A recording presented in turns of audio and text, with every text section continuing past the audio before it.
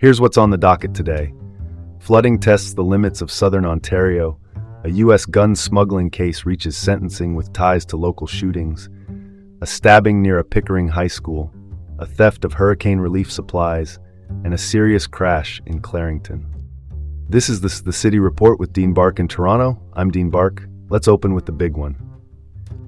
Severe flooding across southern Ontario is prompting advisories and states of emergency from Mississauga to Manitoulin Island and east to Peterborough. Environment Canada, the federal weather agency, logged roughly 40 millimeters in Toronto alone. More rain has been in the forecast. Time to dig into the details.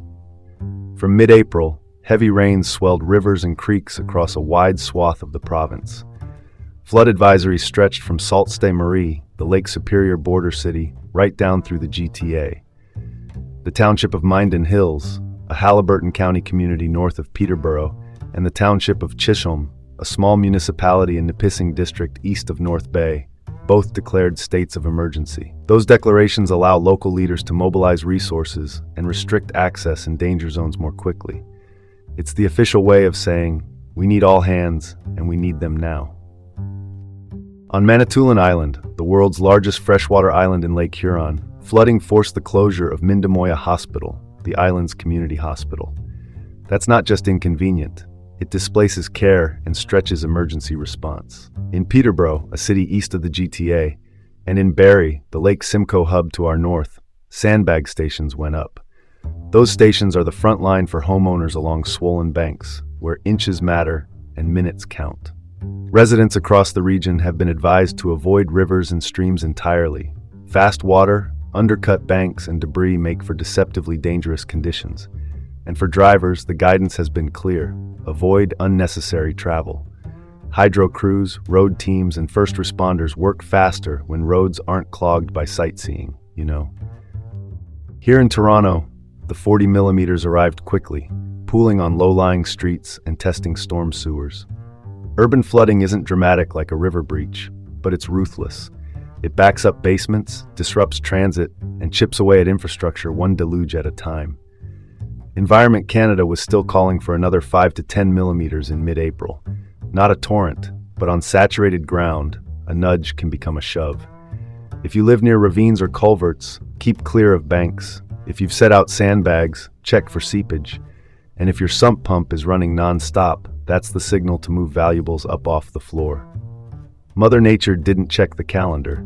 Spring freshet season is right on schedule. Opinion quick and simple. Flood-resilient infrastructure and smarter stormwater systems aren't optional anymore. They're overdue. Moving on.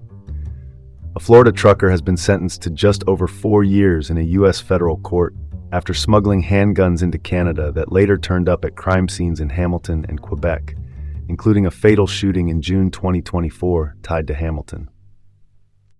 The man is Erhan John Eyre, a Florida-based long-haul driver. In the summer of 2022, court records show he bought 28 handguns from Florida dealers and moved them across the border for resale in Canada. The United States District Court in Tampa, a federal trial court in Florida, accepted his guilty plea on conspiracy to traffic firearms. Sentencing landed in April 2026. Those guns didn't sit on shelves. Investigators linked them to at least 10 Canadian crime scenes, including the murder of Tobena Obiaga at a Hamilton party in June 2024. Hamilton, the industrial city west of Toronto, has felt the toll of U.S. origin handguns for years. Toronto has too. Here's the scale. In 2025, 86% of the guns seized in Toronto were traced back to the United States. That number, reported by local authorities, underscores a cross-border pipeline that's persistent and profitable. Smuggling methods vary. The common thread is volume over time. One truckload here, a handful of handguns there, and before long, detectives start noticing the same serial number series at different shootings. It's not abstract. It's the difference between a street corner argument ending in bruises or ending in funerals. 4 years for a pipeline like that. Well, that's one way to look at justice. The takeaway is painfully clear for this region. Border security, retailer oversight, and coordinated investigations matter. One offender can seed a season of violence. One interdiction can prevent it. As cases like this work through U.S. courts, Canadian police continue the painstaking job of linking recovered firearms back to their paths into the country. It's the unglamorous detective work that saves lives down the line.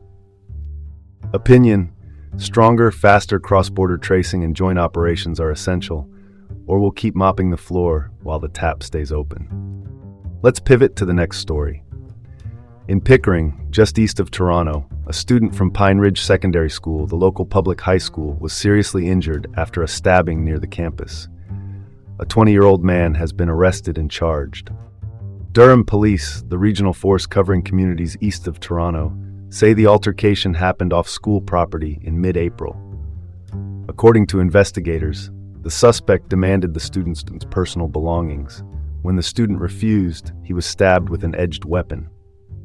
Paramedics got the student to hospital with serious but non-life-threatening injuries.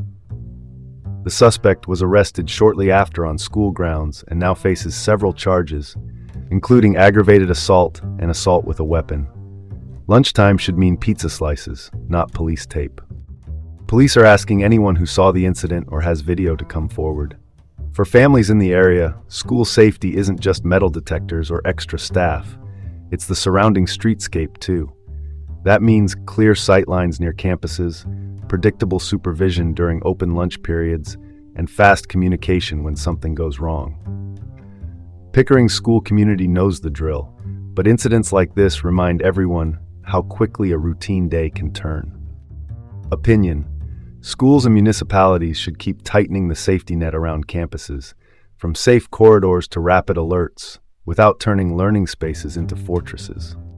Shifting gears, a Brampton man has been arrested in the theft of more than $1 million in goods, including hurricane relief supplies bound for Jamaica after Hurricane Melissa. The theft happened in Mississauga. The recovery took months. Investigators say in December 2025, a suspect broke into a storage facility in Mississauga, the city just west of Toronto's Pearson Airport, and drove off with a shipping container using a transport truck. That container held relief supplies intended for Hurricane Melissa response. Think generators, medical goods, and essentials that communities count on. After an extensive probe, police arrested a 40-year-old man in Brampton in March 2026. He was already on probation for similar offenses, and he now faces charges that include break-and-enter, theft, and probation violations. Here's the rare good news. Recovered property has been returned and shipped to Kingston, Jamaica, the country's capital and main port, to finally reach the people it was meant to help. Aid theft is a double injury. It robs donors of trust, and it robs disaster-struck families of time. Large logistics yards can be sprawling and thinly staffed overnight. That's a vulnerability thieves know how to exploit. Cameras, controlled gate access, and reconciliation of container movements against dispatch records are the basics. Clearly, the basics were tested here. Opinion: critical aid needs layered security from warehouse to wharf. If you can drive it away, you have to assume someone will try. All right, next topic. In Clarington, the municipality on Durham's eastern edge, a serious two-vehicle crash on Longworth Avenue near Jackman Road sent 6 youths to hospital. One remains in life-threatening condition. Durham police say a westbound Volkswagen Golf, that's a compact car, and an eastbound Ford Explorer, a mid-size SUV, collided in mid-April. 4 youths were treated for minor injuries locally. 2 were airlifted or transferred to a Toronto area trauma center, where one is still listed as life-threatening. A woman driving one of the vehicles also suffered minor injuries. Investigators haven't released ages, and they're asking witnesses or anyone with dashcam footage to contact them. On a residential stretch like that, speed, visibility, and right-of-way can turn a routine pass into a split-second decision. When that decision goes wrong, the weight difference between vehicles does the rest. As collision analysts map skid marks and debris fields, the community waits on updates. For parents in the area, it's the call no one wants. For drivers, it's a reminder that limits and lines are there for reasons. Speed limits are limits, not lifestyle suggestions. Opinion: education and enforcement go hand in hand. Calmer streets keep kids out of trauma bays. There you have it. This has been the City Report with Dean Bark in Toronto. Stay sharp out there and join us again tomorrow.